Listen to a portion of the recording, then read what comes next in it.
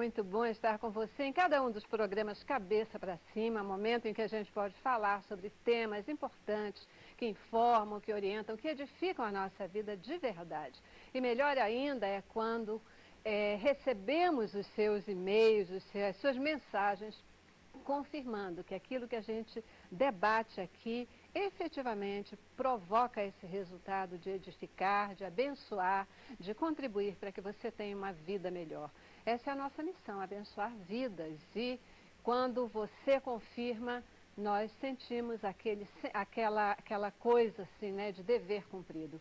E nós agradecemos a Deus, como agradecemos a Deus pela sua vida que nos acompanha todos os dias, enobrecendo a programação da Boas Novas. E mais ainda, de você que tem tido uma visão sobre a nossa programação, um entendimento especial de que aqui a Boas Novas, ela quando abençoa vidas, ela abençoa porque está levando o amor de Jesus, porque ela está pregando as boas novas de Cristo. Então, não temos como não agradecer você, querido semeador de boas novas, pelas suas orações, pelas suas contribuições que fazem diferença e nos dão a segurança e a certeza de que o nosso amanhã, ele pode ter sim pessoas que não nos abandonarão, que estarão conosco para o que der e vier. Que Deus possa abençoar a tua vida, que Ele possa te acompanhar a cada dia, possa atender os desejos do teu coração, dentro daquilo que é a sua vontade, boa, perfeita e agradável. Sempre, mesmo quando a gente não tem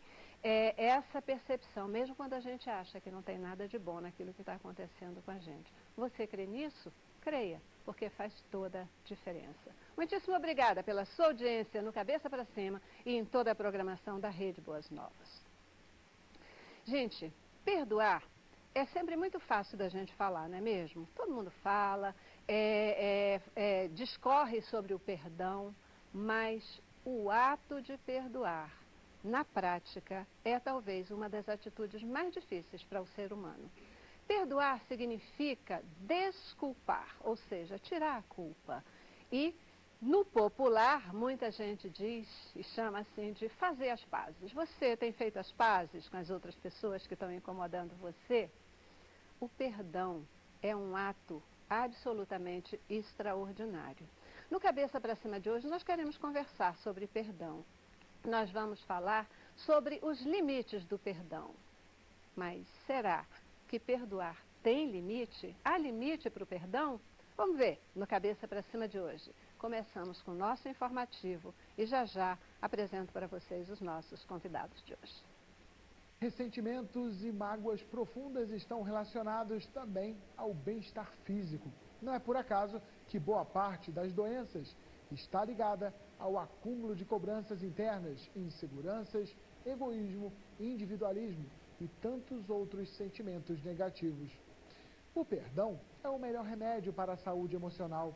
O perdão é a faxina da mente, a libertação do coração e a cura das emoções. Perdoar é lembrar sem sentir dor, é zerar a conta e não cobrar mais a dívida. O perdão é um ato de misericórdia e manifestação da graça, e absolutamente necessário. Pesquisas da Universidade de Michigan revelaram que adultos mais velhos envolvidos em um relacionamento problemático, repleto de desavenças, ficavam doentes. Em um outro estudo da Universidade de Stanford, demonstrou que o perdão não significa concordar com determinada ação e tampouco se reconciliar com os seus desafetos. A pesquisa indicou que as pessoas têm maior propensão a se sentirem melhor após serem vítimas de injustiças, caso sejam capazes de superar o ódio e aceitar a ideia de que nenhum adulto pode controlar o comportamento de outra pessoa. Pois é, né? Você viu aí o nosso informativo com boas colocações, já nos levando a uma reflexão. E a gente fica se perguntando, né? Se perdoar para todos os humanos já é uma coisa difícil, e para o cristão, hein? Acho que é desafio dobrado. Será? Mas há limites para perdoar? Vamos ver. Vamos conversar com uma galera de peso hoje aqui. Recebo no estúdio o querido Nilson Santos, ele que é seminarista e também professor de religião e história. Obrigadíssima por estar aqui com a gente hoje, de novo. Eu que agradeço, graças e paz. Sempre um prazer estar em tua companhia, de queridos debatedores. telespectador e é um tema muito relevante para a nossa prática de vida cristã diária. Uhum. Daqueles assim, fácil de falar, É difícil de fazer, né? É fácil de falar, muito difícil de fazer. Muito difícil de fazer. Gente, também conosco o Ricardo Narciso. O Ricardo, ele é pastor e também é professor de teologia e ainda é escritor. Muitíssimo obrigada por estar aqui com a gente. Eu que agradeço, Celeste, pela companhia de estar aqui com esses debatedores, o Nilson e também o Bruno. E é um assunto realmente relevante e necessário para os dias atuais. Será que há limite para perdoar? Perdoar já é difícil. Perdoar ilimitadamente somente é possível com a graça, a fé e a misericórdia associadas. Mas vamos ver, à luz da palavra de Deus, o que Jesus Cristo nos revela acerca desse assunto. Verdade, verdade. E apresento para vocês também o Bruno Carneiro, que completa o nosso time de hoje. O Bruno, ele é pastor da Igreja Presbiteriana de Sulacap, aqui no Rio de Janeiro. Ele também é teólogo, filósofo e psicanalista. Então, corpo, mente e espírito, né? Coberto todos aí. Muitíssimo obrigada por estar aqui com a gente também. Obrigado, Celeste. Quero saudar os irmãos aqui presentes, você, os telespectadores, e dizer que estou muito feliz de participar de um tema profundamente desafiador para as nossas vidas, que é o tema do perdão. A gente conversava aqui nos bastidores anteriormente que perdoar realmente não é fácil. É um desafio diário para as nossas vidas. Muito obrigado. A gente muitas vezes fala isso, né? A gente diz, não, tudo bem, já perdoei, essa coisa toda, mas a gente vai carregando uma mala, né? Atrás, em cima, do lado, por todo, amarrada nos pés, que a gente vai carregando aquela questão pela vida fora. E isso pode, talvez, trazer aí muitas complicações, né? Apesar da gente já ter colocado várias definições aí, né? Eu coloquei na entrada, o informativo também já falou sobre isso, mas com os meus especialistas, o que é perdoar? Eu acho interessante essa questão do perdão. Eu gosto sempre de usar assim, um exemplo, né, de comparação com a questão do amor. Eu tenho até uma mensagem que fala sobre o amor. E assim, a gente olha o perdão como se fosse um sentimento apenas. Eu não estou sentindo no coração, né, não estou com vontade, não há assim no meu coração esse desejo de perdoar. Aí a pessoa ela deixa, né, de exercitar o perdão porque não sente no coração esse desejo. Mesma coisa o amor, a gente geralmente reduz o amor a um sentimento, né, a uma força, a um desejo muito positivo em relação a alguém. Mas quando nós olhamos, por exemplo, para a Bíblia, quando ela fala sobre o amor, e aí eu quero trabalhar amor parecido com perdão, na mesma similaridade, a Bíblia diz que Deus amou o mundo, de tal maneira que ele ficou o quê? Ele ficou fazendo declarações de amor, de paixão pela humanidade. Ele ficou ali, como que eu gosto da humanidade? Não, ele amou o mundo e a prova do amor foi uma atitude, foi uma ação, uma atitude de doação. Portanto, Jesus ele ordena o amor, ame os seus inimigos. Será que ele está exigindo que venhamos a fabricar sentimentos por outra pessoa que está nos causando mal, alguma coisa assim? Ou existe por detrás dessa palavra amor uma ordem, um mandamento? Então, amar é uma ação, assim como o perdão. Eu não preciso sentir do desejo de perdoar, eu preciso praticar o perdão. Eu acho que quando nós temos essa visão correta sobre o perdão, é interessante que começa a mudar a nossa prática de relacionamento com as pessoas. E aí? Eu penso dessa forma, e o Nilson foi acertadamente aqui, correto, porque perdoar é uma demonstração de atitude de amor. Jesus Cristo ele pega o decálogo que vai tratar essas duas partes, né, de como eu me relaciono com Deus e como eu me relaciono com o meu próximo. E como eu sou perdoado por Deus, eu preciso desejar ao meu próximo que ele também seja perdoado. Eu não perdoo porque eu sou uma boa pessoa, eu não perdoo para fazer caridade, mas eu perdoo porque eu recebi uma graça que era maior do que aquela ofensa que eu recebo do meu próximo. E quando a gente olha para as Escrituras, a gente vai ter um texto em que Jesus Cristo vai responder essa pergunta feita pelo apóstolo Pedro. Eu gostaria de ler para vocês, que está em Mateus, no Evangelho de Mateus, capítulo 18, a partir do verso de número 21 e 22. Então Pedro, aproximando-se, lhe perguntou: Senhor, até quantas vezes meu irmão pecará contra mim, que eu lhe perdoe? Até 7 vezes? Respondeu-lhe Jesus: Não te digo que até 7 vezes, mas 70 vezes 7. Interessante que quem vai procurar Jesus com essa inquietação é um dos seus apóstolos, Pedro. Pedro que era judeu, conhecedor da lei e dos profetas, Pedro que sabia qual era o seu dever para com o seu semelhante, mas parece que Pedro está tendo essa dúvida, né? Essa pergunta que é feita hoje. Será que há um limite para perdoar? Qual é o limite para o perdão? É interessante que Pedro ele vai recorrer a algo que os judeus preconizavam, que eles entendiam da seguinte forma, que eles perdoavam 3 vezes e numa 4ª ofensa já podia se recusar o perdão. Então Pedro chega para Jesus e propõe o seguinte, mais do que o dobro. Apresenta 7 vezes. Pensando Pedro que Jesus responderia como, olha Pedro, 7 vezes é o suficiente, 7 vezes é o bastante. Porém ele é surpreendido com a resposta de Jesus que o diz, não te digo até 7 vezes, mas 70 vezes 7. Mas também é Jesus, né? É Jesus que está lá, Jesus que é Deus, que sabe, pode todas as coisas, tem um coração do tamanho do mundo. Para ele é fácil perdoar. E olha que até ele deu um limite, 70 vezes 7, né? Bruno, olha, diz uma coisa para mim, perdoar é racional ou emocional? Como começou a levantar aqui o Nilson. Perdão ele pode iniciar racionalmente e ter uma ressonância emocional. Né? O colega que falou ainda há pouco sobre os 70 vezes 7, a orientação de Jesus para o apóstolo Pedro. Se você perguntar para um cristão, há limites para perdoar? Aquele cristão que aprende que nós devemos amar ao nosso próximo, devemos amar até os nossos inimigos. Olha só, o Evangelho nos chamando a uma transcendência, né? Aquele cristão que conhece esse texto, ele vai dizer, não há limites para o perdão. Mas eu digo aqui que há limites para o perdão. E onde estão esses limites? Esses limites se fazem presentes dentro de nós. A nossa natureza humana, pecaminosa, limita aquilo que para Deus é ilimitado. E no Evangelho nós somos convidados a transcendermos, irmos além da nossa natureza caída. E é por isso que eu falei no início, é um grande desafio. Não é fácil, mas tem como. Começa no emocional, começa no racional, e termina no emocional. Isso.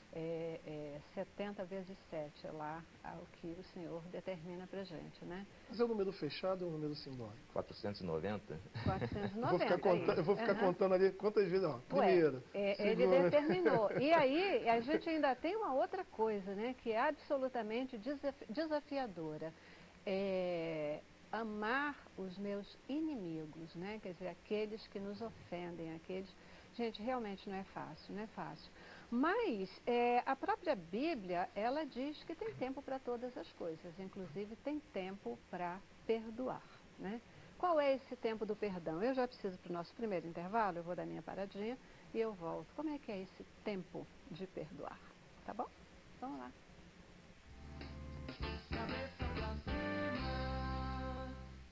Eu quero mais alegria, mais boas novas, mais de Deus pra mim.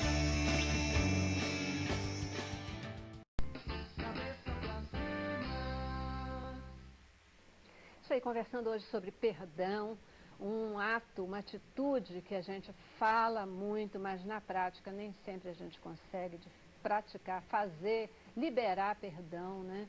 E aqui a gente quer entender um pouquinho essa questão, se há limite para perdoar. O que você acha? Tem limite para perdoar? A gente perdoa qualquer coisa? 70 vezes 7, que a gente tanto fala, né? Sempre, quando a gente se refere a um cristão, se a gente for falar, tem limite para perdoar? Essa resposta vai vir assim, pá, né? 70 vezes 7, né? O que significa isso na prática? O que é esse tempo para todas as coisas? Inclusive o tempo de perdoar. Todas as coisas têm tempo. O que a palavra de Deus quer dizer? Essa é uma pergunta, Celeste, bem interessante que todos nós, leitores da palavra de Deus, precisamos fazer. O que Jesus quis dizer a Pedro e aos discípulos e os demais presentes e também a nós dos dias atuais acerca dos 70 vezes 7?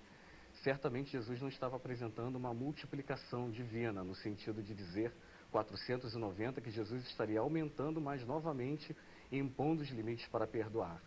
Jesus ele vai pegar números conhecidos, números que simbolizavam a perfeição, o número 7 e o número 10, e depois acrescenta um outro 7.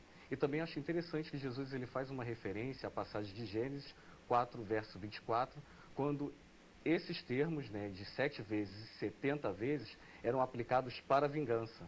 Então agora ele traz esse mesmo princípio aplicando para o perdão.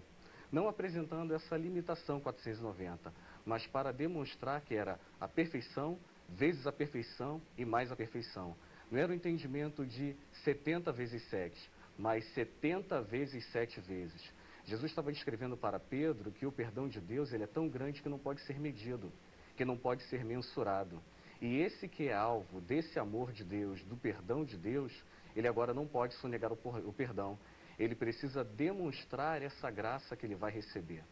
Eu acredito que o apóstolo Pedro talvez não tivesse compreendido o que Jesus Cristo estava querendo responder. Então Jesus ele vai contar a parábola do credor incompassivo, que é o texto logo em seguida, que diz a história que um rei é convocado, que um servo é convocado à presença do rei, e ele chega na presença do rei com uma dívida de 10.000 talentos. Não tendo ele, porém, o que pagar, ele é ordenado que fosse vendido ele, a mulher e os filhos para que parte da dívida fosse paga. Esse servo clama reverentemente e ele ali é liberado da dívida. Mas eu gostaria de arrazoar sobre algumas coisas, que aparece o valor da dívida, 10.000 talentos. Nós ganhamos em reais. O que significa o talento? O que significa essa dívida que Jesus descreve? Jesus ele faz referência nesse texto a um outro valor monetário que é o denário. Um talento nos dias de Cristo equivaliam a não menos de 6.000 denários. Isso porque o denário era o que um trabalhador comum ganhava pela sua jornada de trabalho. Como ele trabalhava os 6 dias e o sabá, que era o dia do descanso do trabalhador, então a cada semana ele ganhava 6 denários. Portanto, para um trabalhador comum ganhar um único talento, ele precisava trabalhar no mínimo 1.000 semanas. Mas, Celeste, a dívida não é de um talento ou 100 talentos, 10.000 talentos. Trabalhar uma vida, né? Uma vida inteira. Mesmo que ele trabalhasse por toda a vida, ele não conseguiria amortizar esse débito. E eu vou colocar até de uma outra forma para que nossos telespectadores possam entender o valor dessa dívida.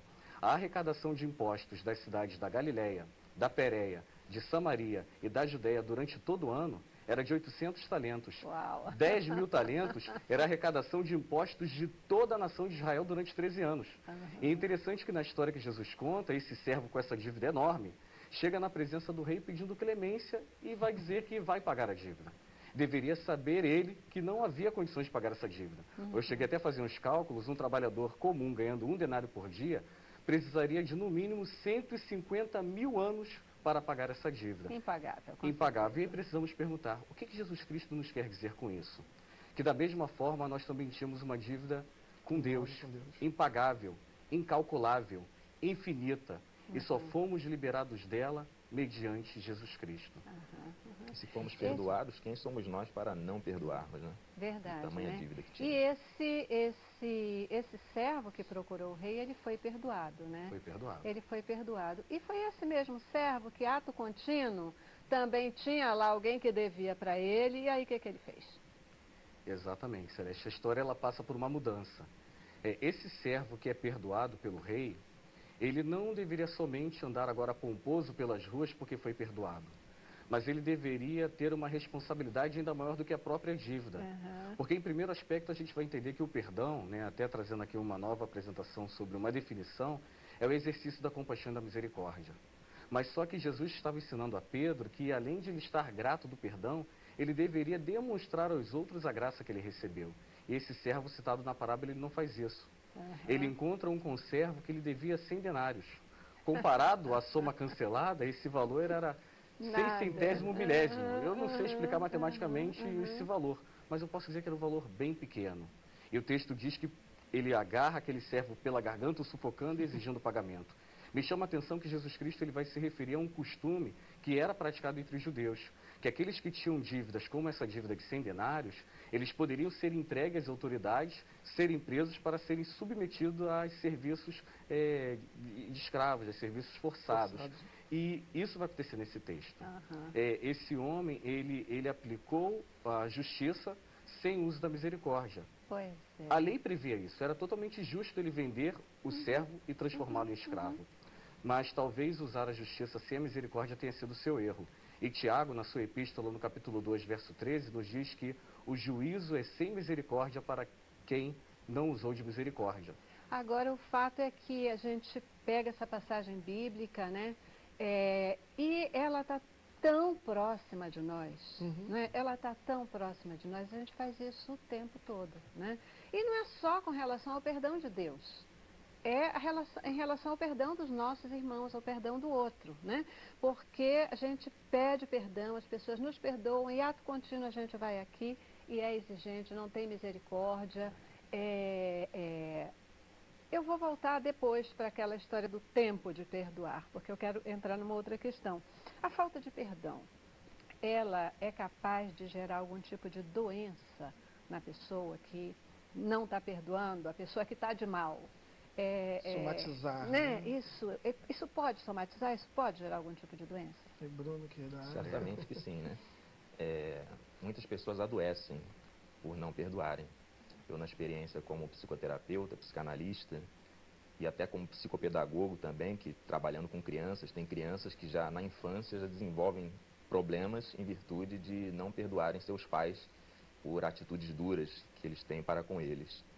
Então, quando a pessoa não perdoa, ela se vê muitas vezes presa em uma situação, em sentimentos, em emoções que certamente vão levar a uma somatização, vão levar a atitudes às vezes agressivas, a pessoa se torna uma pessoa amarga, uma pessoa que não sorri mais, ou às vezes ela sorri, se comporta normalmente, age como se nada tivesse acontecido, mas lá dentro tem aquela dificuldade, aquela pessoa que ela não consegue esquecer.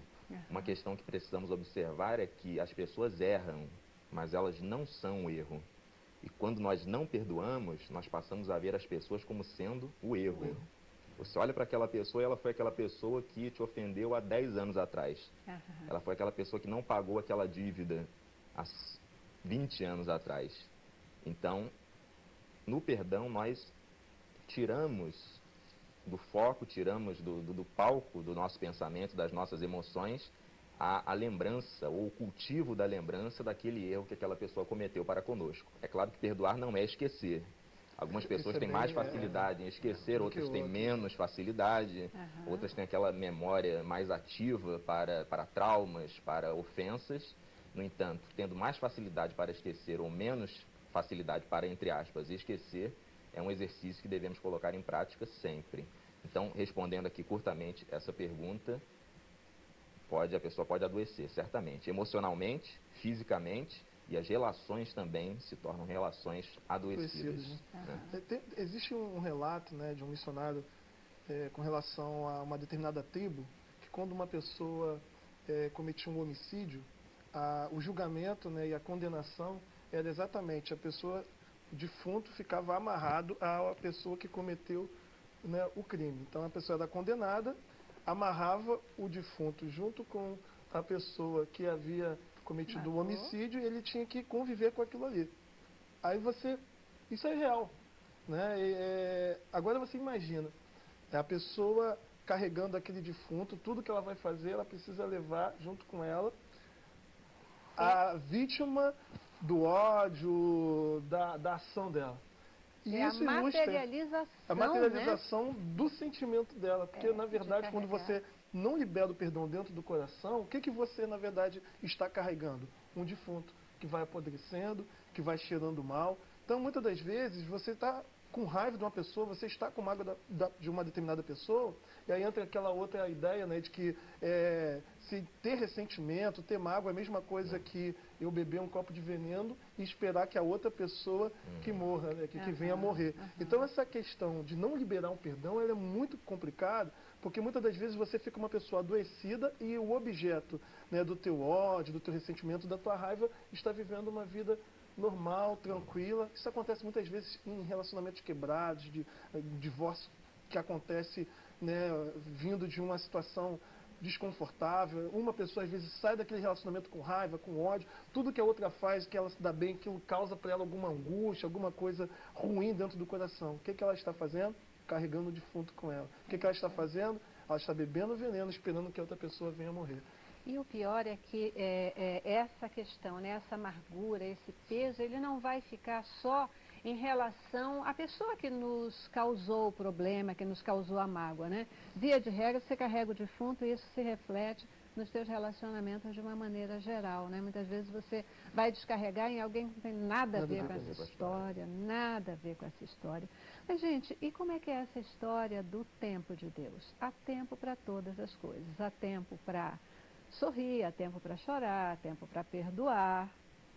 Como é que é? Se há tempo para perdoar, há tempo para não perdoar. Qual é o tempo de perdoar? Isso é bem interessante de nós pensarmos que é sobre o tempo. Sempre quando eu converso com alguém sobre essa questão de liberar perdão ou ser perdoado, eu costumo as pessoas dizendo, olha, mas perdoar não é esquecer, então eu deveria esquecer isso para realmente entender que eu liberei o perdão? Será que é esse o tempo, é quando eu esquecer? E eu costumo discordar e dizer que perdão não é esquecer. É uma ofensa, principalmente em relacionamento conjugal, a gente vê muito isso, que algumas cicatrizes foram abertas quando ainda eram namorados e continuam carregando isso durante a vida conjugal. E esse perdão que um dos cônjuges vai liberar, ou no relacionamento entre pais e filhos, ou entre amigos, ou no corpo místico de Cristo, que é a igreja, onde a gente vê as maiores brigas e dissensões, o fato de liberar perdão não vai ser o esquecimento daquele ato. Aquela ofensa, mesmo que já tenha 10 anos na sua existência, eu posso recordar dela como ela tivesse acontecido ainda hoje. Mas quando eu perdoo essa pessoa, isso não me causa mais dor. Isso não se transforma naquilo que a gente está conversando aqui, essa doença psicossomática. Isso que começa na questão no meu relacionamento e que passa para o meu físico. Isso não planta raiz de amargura, como vai relatar o autor ao livro dos Hebreus. Então, perdoar não é esquecer, mas perdoar é você não sentir dor. Perdoar é você liberar aquela pessoa. Perdoar é você quebrar as amarras que prende a pessoa àquelas ofensas, né, que você acha que ela tenha cometido a você. O grande problema é que nós consideramos gigantescas as faltas que as pessoas cometem para conosco. Nós nos tornamos muito irados com aquilo que as pessoas falam ou cometem contra nós. E aí, por esse motivo, nós vamos esquecer as lições que Jesus ensina sobre perdoar. Então, o tempo não é um tempo determinado no sentido por mim ou por aquele que quer receber perdão. O tempo ele vai ser de que realmente eu estou disposto ou não para perdoar. Jesus Cristo, no Evangelho de Mateus, no capítulo 6, verso 15, ele vai dizer, se os homens não perdoarem as suas ofensas, tampouco vosso Pai Celeste vos perdoará as suas ofensas. O apóstolo Paulo, ele escreve na segunda carta à igreja de Corinto, no capítulo 5, dos versos 18 a 21, dizendo que Deus nos confiou a palavra de reconciliação por meio de Cristo. Então eu fui chamado para me reconciliar. Porém, nós, volto a dizer, nos tornamos muito irados com a ofensa que o nosso próximo comete para conosco. E aí esquecemos dessas lições. Então a proposta sempre vai ser da reconciliação. Porque não há qualquer tipo de ofensa que o meu próximo, ou o meu cônjuge, ou o meu familiar venha fazer contra mim, que seja maior do que a ofensa que eu tive para com Deus. E se eu, após ter sido perdoado dessa grande dívida, através de Cristo Jesus, e me coloco em oposição à proposta de reconciliação, eu vou me colocar como esse servo citado na parábola. E isso não tem nada de emocional, né? É completamente racional, é completamente fruto de um entendimento. Começa com uma decisão. Né? Dessa relação, e é uma decisão pessoal. E se nós vamos esperar sentir amor pelas pessoas, nós nunca amaremos ninguém, né? Pois é. Agora, eu fico com uma sensação de que esse tempo a que a Bíblia se refere, é porque tem assim, né? E não tem jeito, nós somos humanos.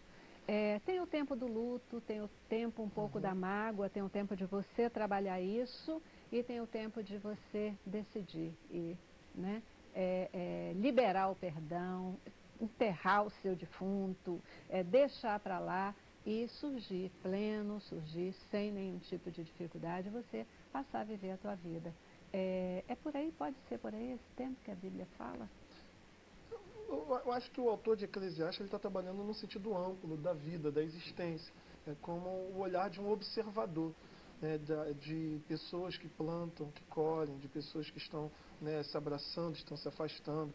Ali não é uma perspectiva de um mandamento, de uma ordem de Deus, mas é na perspectiva de um Deus que estabeleceu o tempo de existência do homem e, ao observar o tempo de existência, ele está ali vendo que existe um momento que o homem faz guerra, existe um momento que o homem faz paz, existe um momento que o homem planta, existe um momento que o homem colhe. E não é uma questão assim de uma ordem direta, é uma questão de um Deus que estabeleceu o tempo de todas as coisas e nós, como estamos no tempo, nós vamos vivendo esses momentos, esses encontros e desencontros da vida. Acho que não teria nada a ver com uma questão de um mandamento pessoal que reflete o caráter ético de Deus. Não é um mandamento, é algo que vai respeitar talvez a característica do ser Da humano, existência, né? Da né? existência Da do ser existência. humano. Eu já de novo preciso dar uma paradinha, vou para o intervalo, mas eu volto. Tem uma pergunta aqui para vocês. Seguinte, a gente está falando de perdão e normalmente a gente vai falar de mágoas, a gente vai falar... parece que o perdão sempre está envolvido com grandes coisas, mas a pergunta é, e quando aquela questão, quando a gente é fechado no trânsito, por exemplo, que você está ali, você é fechado no trânsito e às vezes você fica tão enfurecido, né, que você às vezes tem a tendência de ir fechar. Tem gente que é capaz de bater o carro mesmo lá na frente só porque alguém te deu uma fechada aqui, né? Para isso também se aplica o perdão. Esse perdão, esse tipo de perdão está lá dentro daqueles 70 vezes 7, ou ele passa desse valor. O que o perdão tem a ver com o amor? Qual é a relação dessas duas coisas? E a gente está dizendo o tempo todo, vocês têm falado nisso, de perdoar não é esquecer, né? Está lá, está sempre na sua lembrança. Mas então, como é essa questão? Como é que a gente trata essa lembrança? Como é que a gente trata essa memória para que ela, ainda que persista, não nos traga sofrimento, mas nos traga talvez até uma reflexão de vida e uma maturidade e uma qualidade de vida? Porque pode ser, né? Intervalo, voltamos já já.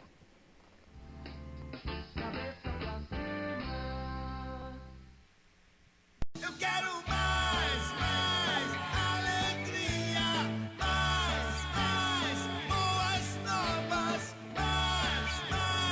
mais de Deus pra mim.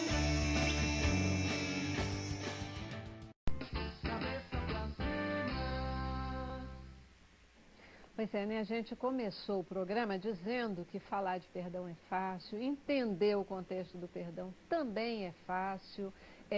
Ainda mais se a gente estudar a Bíblia, fica mais fácil ainda, né? A gente entender o sacrifício de Deus, dando o seu próprio filho por amor, porque ele nos amou, tudo é fácil, mas na prática, essa talvez seja a atitude mais difícil para o ser humano, para cada um de nós, para mim, para você, porque tudo que a gente está falando é bacana, né? A história da fechadinha lá no trânsito, vocês é que vão responder. Mas eu estava perguntando aqui no estúdio para o pessoal, assim, perdão tem limite, essa coisa, né? E as respostas eram assim, depende. Não tem limite, depende.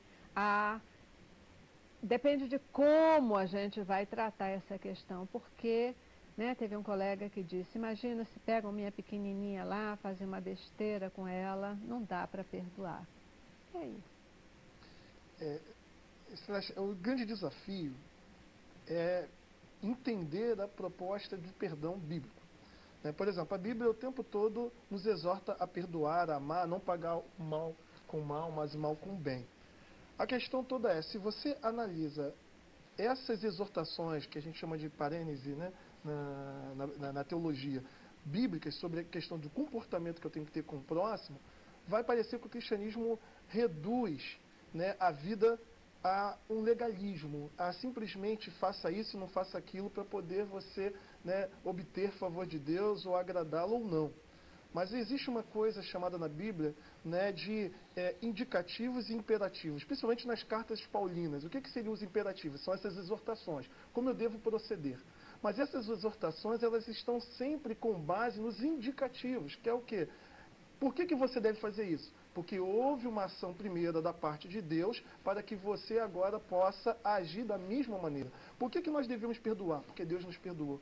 Por que nós devemos amar? Porque Deus nos amou. Quando nós entendemos o perdão que foi liberado sobre nossa vida por Deus e que é impagável, quando nós vamos olhar para a ofensa do outro, nenhuma ofensa se compara àquela que eu tinha para com Deus.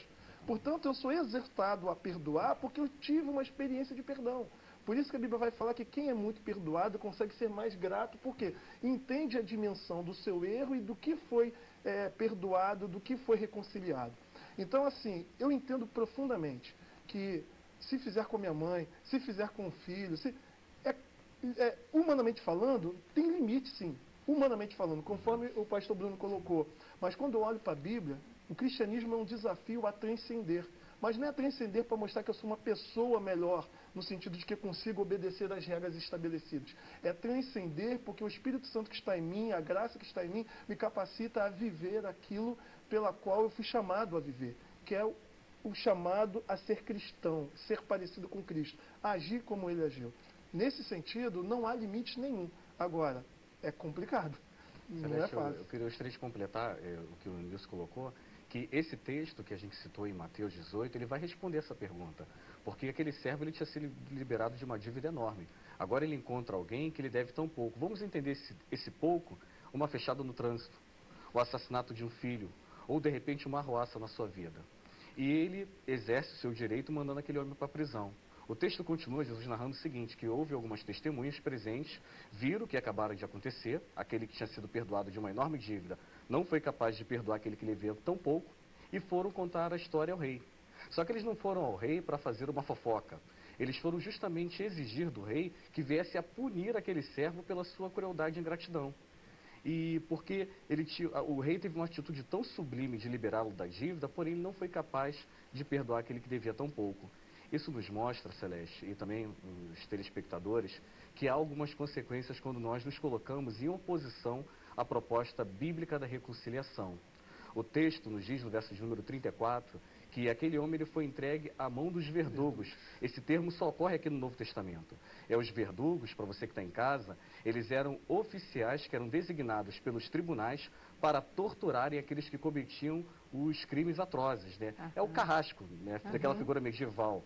E o texto vai dizer que aquele homem permaneceria na mão do carrasco, por não ter perdoado o seu próximo, até que ele pagasse toda a dívida. Mas espera aí, a dívida era impagável, era infinita. Significa que ele estaria na mão do verdugo por toda a sua vida, prisão perpétua. Agora imagine em nossa relação com Deus, de nos colocarmos em oposição à proposta. Talvez alguns estejam pensando em casa, mas pastor, isso é uma parábola, isso é uma ilustração. Mas no verso de número 35, Jesus diz o seguinte: assim também meu Pai Celeste vos fará, se do íntimo não perdoar cada um a seu irmão. Agora é literal. Jesus está dizendo que se nós não perdoar o nosso próximo, talvez poderemos ser entregues à mão do carrasco. Só que no nosso caso, seria estarmos nas mãos de um Deus irado por toda a eternidade.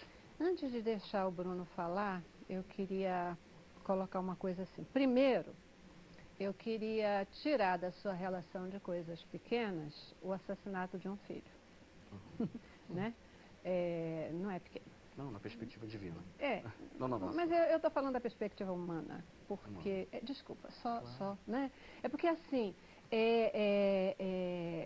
eu sei que tem muita gente que está assistindo a gente que inclusive não é crente, não é cristão, né? Porque não é só ser crente evangélico, porque o católico é cristão também, né? Entende o nosso relacionamento com Deus, mas tem muita gente que está nos assistindo que nem crê em Deus. Então, e eu não estou minimizando aqui, nem deixando nem um pouco de lado todo esse relacionamento com Deus. Mas sabe, eu fico pensando que toda essa descrição que Deus coloca na Bíblia e o carrasco que, quando a gente não perdoa, ele se impõe à nossa vida, é o carrasco da amargura, é o carrasco do peso desse não perdão, esse carrasco que às vezes aparece na pele através de doença, a somatização, né, que a gente falava, liberar o perdão é liberar vida, é você retomar sua vida, é você retomar o controle da sua existência. Meu psicanalista. Bom, nós estamos aí diante de um caso extremo, que é o assassinato de uma filha. Falamos de um caso leve ainda há pouco, que seria alguém te fechar no trânsito. Um caso médio, de repente, seria você ter o seu carro levado por uma quadrilha. E diante de todas essas situações, qual é a nossa grande dificuldade de perdoar? É que nós achamos que ficamos em desvantagem naquele momento. As pessoas se sentem tolas, se sentem bobas. Alguns até veem, poxa, aquele sujeito ali é perdoador, ele tem uma personalidade fraca. Não vem nem como perdoador, mas É um alguém de babaca. personalidade fraca, né? Isso, né? Até ofende a outra pessoa. Mas se nós olharmos para o cristianismo, para a fé cristã, nós veremos que o Senhor Jesus morreu por aqueles que o negaram. Olha só, os seres humanos se afastaram de Deus, negaram o Filho de Deus, e o Filho de Deus ainda morre por essas pessoas que o ofenderam. Então Jesus seria bobo? Seria um tolo ali naquele momento? É aí que está o desafio. Aquilo que parece que é fraqueza para os homens, para o fluxo dos pensamentos desse mundo, diante da ótica do cristianismo, é força. O filósofo Nietzsche seria uma fraqueza, não uma virtude, o perdão, né? Não, justamente. O Paulo disse o quê? Quando sou fraco, aí é que sou forte. É isso aí. Né? Então há muita força. E diz que o meu naquilo poder que se aperfeiçoa na se fraqueza. aperfeiçoa na fraqueza. Há muita força naquilo que tem aparência de fraqueza.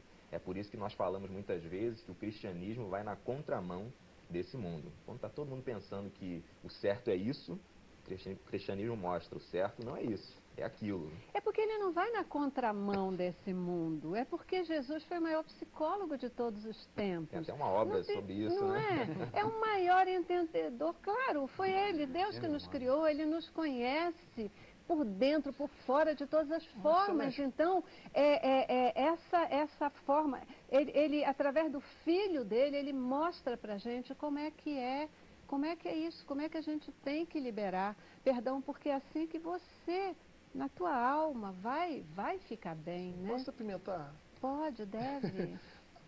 E quando uma pessoa, você vai liberar o perdão, vai sofrer a perda, como o próprio sentido da palavra, Aham, mas ela vai continuar fazendo a mesma coisa. aham. E aí? Qual é o nosso comportamento em relação a isso? Boa pergunta. Boa pergunta. Vocês que são os excelente entrevistados Deixa os aqui. teólogos Eu sou responder. entrevistadora. Tá na área do- Aí pode É complicado, acontecer porque a gente aquilo. fala assim, Perdoar não perdoa é mais. continuar o convívio.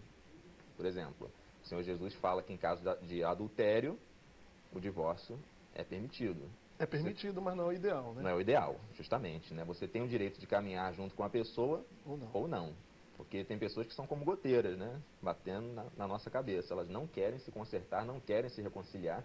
Elas ficam com uma atitude belicosa o tempo todo para conosco, nos agredindo, falando mal da gente. Então, por bem, por amor a elas, por perdão a elas também, nós nos afastamos. Porque às vezes você estar próximo significa uma falta de perdão. Porque próximo àquela pessoa você vai ofendê-la também. Aham. Então eu te perdoo, mas olha, estou indo para lá, você fica aí, Deus te Seria aquela abençoe. estratégia, né? Não é bom, né? Isso. Abraão, Vou orar aquela por passagem você. de Abraão, que Evita, fala né? do- Se você sabe que aquilo vai causar alguma questão forte para você, um constrangimento, vai te provocar ira, evita.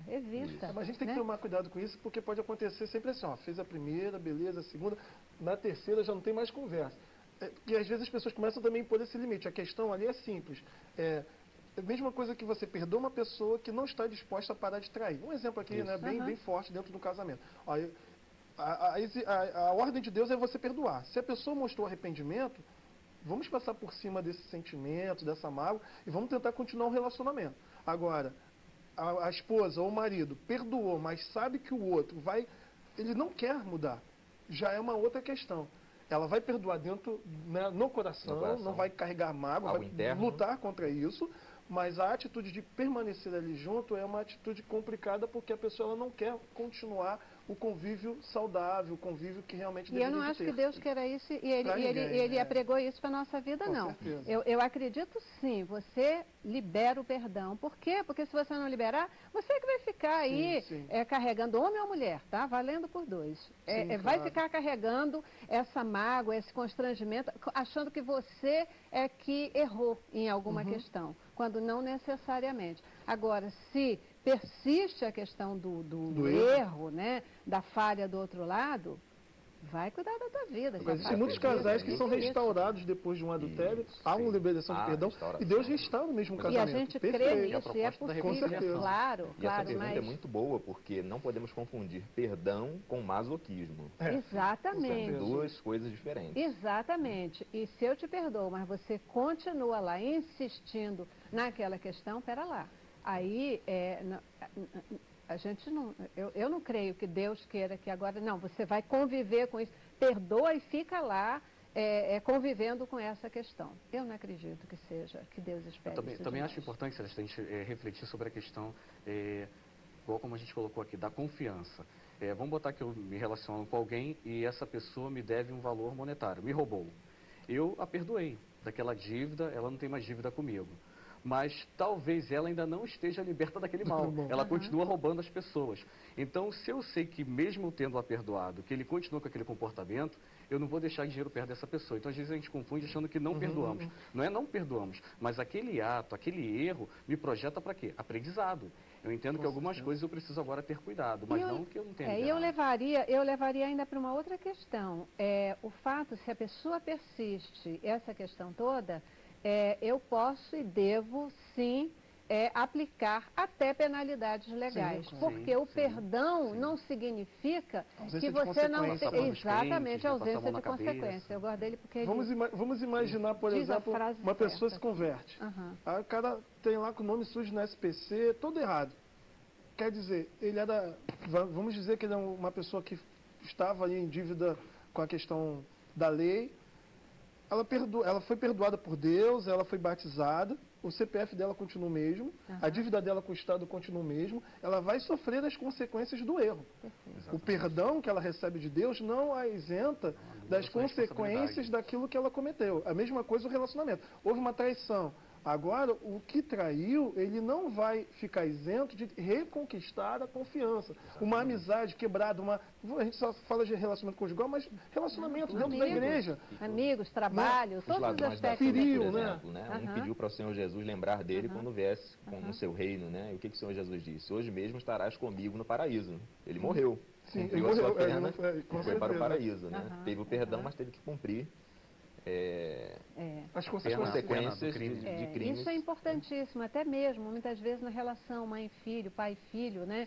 De amizade, porque a gente vai dizer, não, tudo bem, não, olha, tudo bem, está perdoado, numa boa, tá mesmo. Eu me livro de tudo isso, mas você vai pagar a sua pena, você vai ter o seu castigo, você vai ficar sem o jogo, você vai isso, você vai aquilo. Porque isso ajuda na aprendizagem, né? E no resgate do próprio indivíduo. E é interessante, Celeste, isso que a gente está conversando, que a história que Jesus conta, ela começa assim, de alguém que tem uma dívida e não pode pagar, e esse rei ele não faz vista grossa para o problema. Esse rei ele aplica a sentença, ordenando que fosse vendido ele à mulher. Me chama a atenção que quando ele libera esse homem da dívida, o termo grego que aparece ali é macrotímeso, que dá uma ideia de clemência, longanimidade. Significa o seguinte, nós também éramos provenientes de uma pena mediante os nossos pecados. E Deus seria perfeitamente justo em permitir que todos nós passássemos a eternidade no inferno. Entretanto, ele nos amou, exercendo misericórdia, mas aplicando a sua justiça sobre Cristo. Então, quando agora eu sou liberto disso, eu tenho que trazer isso para o meu relacionamento. Algumas coisas vão ter consequências, mas eu preciso aplicar a justiça ao lado da misericórdia. O erro nesse texto é que esse homem ele preferiu a justiça sem o uso da misericórdia. E aí trouxe o problema. E é o que a gente acaba fazendo nos relacionamentos. A gente prefere aplicar a justiça sem olhar a misericórdia.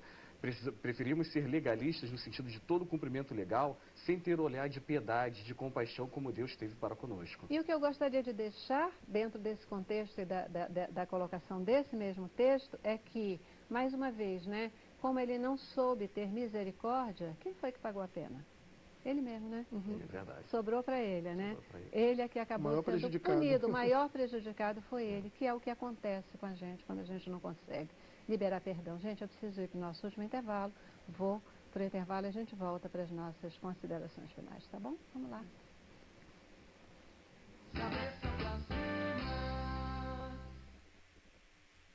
Eu quero mais alegria, mais boas novas, mais de Deus pra mim.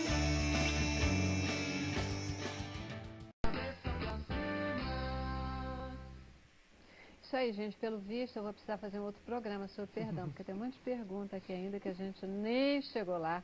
Mas eu acho que foi fantástico conversar com vocês. Eu não queria terminar, antes de agradecer a vocês, apresentar para vocês aqui o livro do Ricardo Narciso, né? Onde ele fala sobre essa questão do não há limite para o perdão, né? Leia, vai ser algo que vai poder ajudar você nessa trajetória. Muitíssimo obrigada por vocês estarem aqui falando sobre perdão. Tá bom? Deus abençoe, a gente não tem muito tempo nem para considerações finais, porque nós vamos terminar o programa com muito boa música. E quem vai cantar para a gente hoje é a Denise Marambaia, abençoando a nossa vida. O nosso recado está dado, está aí com você. Se você quiser, manda pergunta para a gente, porque que eu vou fazer outro programa sobre perdão, eu vou, tá bom? Paz, Denise, é com você, querida. Obrigadíssima.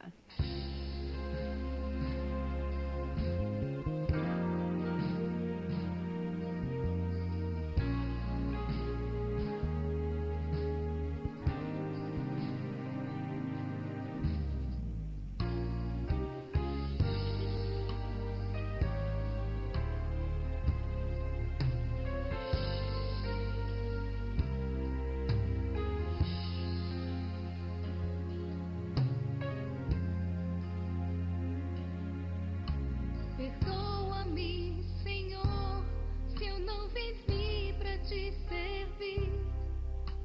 Sem meu agir o teu amor também não refleti.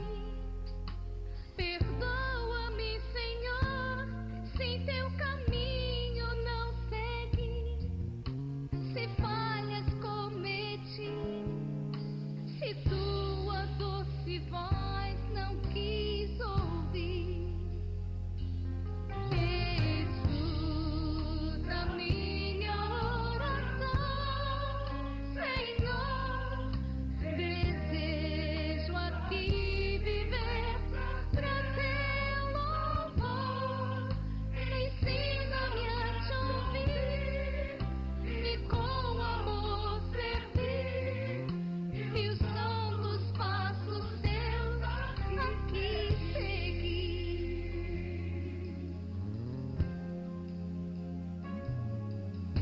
Perdoa-me, Senhor.